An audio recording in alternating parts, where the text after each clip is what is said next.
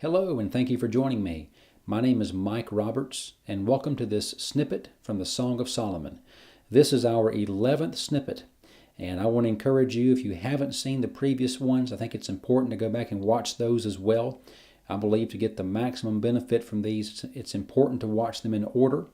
They kind of build upon each other and work together to tell the complete story of the Song of Solomon and help us understand the heart of Jesus that he reveals to us through this book.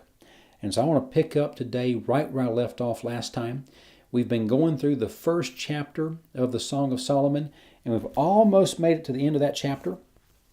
And so far, we've seen the Shulamite maid doing most of the talking, and we've only heard from Solomon one time. Well, in this snippet, we're going to get to hear from him again. And in the last snippet, we looked at how the Shulamite maid, the bride, was excited. Her heart was very full. She was talking about how much she loved Solomon and how much she thought about him, how he reminded her of a beautiful fragrance, and how he reminded her of a beautiful oasis along the shores of the Dead Sea called En-Gedi. And so today we're going to hear from Solomon and hear some very loving words that he shares with her.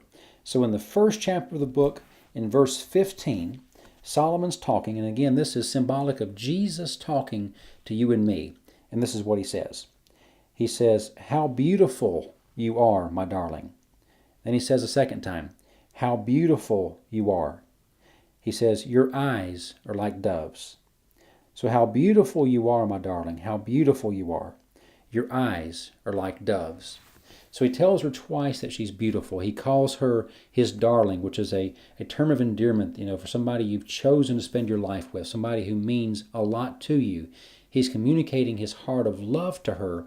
And then the last thing he says is, your eyes are like doves. And doves, of course, are very beautiful birds. And it's important that Solomon chose a dove to compare her to. And there are lots of different beautiful birds in the world he could have chosen. So what is it about a dove that he chose that specifically to communicate how he sees her? I believe one of the most important things about a dove, and one thing about a dove that needs to apply to you and me, is a dove can only look straight ahead.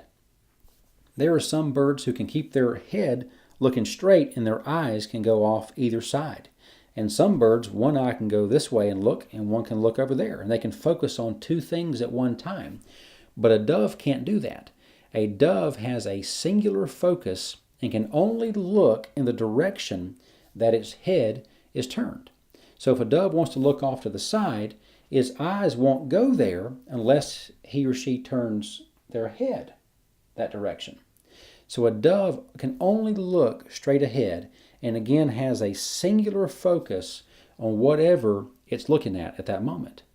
And that is symbolic of what God intends and what God wants you and me to have for him. A singular focus, to be solely focused on him, to be solely committed to him. And I think about what John said in 1 John chapter 2. He said, "Do not love the things of the world." Don't love the world and the things of the world, because the things of the world are passing away, but he who does the will of God abides forever. And so if we love the things of the world, if we allow the things of the world to distract us and to take our devotion from Jesus, we begin to become more like the world. Our life becomes our temporary life. Our life in this temporary world becomes more important. But what Jesus has called us to is to have the eyes of a dove, where we aren't distracted by the things to the right, the things to the left.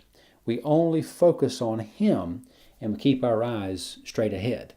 And Jesus said, if anyone comes after me and puts his hand to the plow and then looks backwards, he's not worthy of me. And so Jesus again was communicating that what he wants from us is a total commitment where we're solely focused upon him. And like that dove, we are looking straight ahead, keeping our eyes on him as we follow him, keeping our heart on him as we live in a loving relationship with him, and we're not distracted. We don't let our eyes wander off to the right or to the left, but we focus on our King. We focus on Solomon, who again represents Jesus in this story. So what he's saying is, you're beautiful, to you and to me. We're beautiful. And He sees us as having the eyes of a dove, which He's calling us to that life of singular focus on Him and Him alone, which is a life He's made it possible for us to live.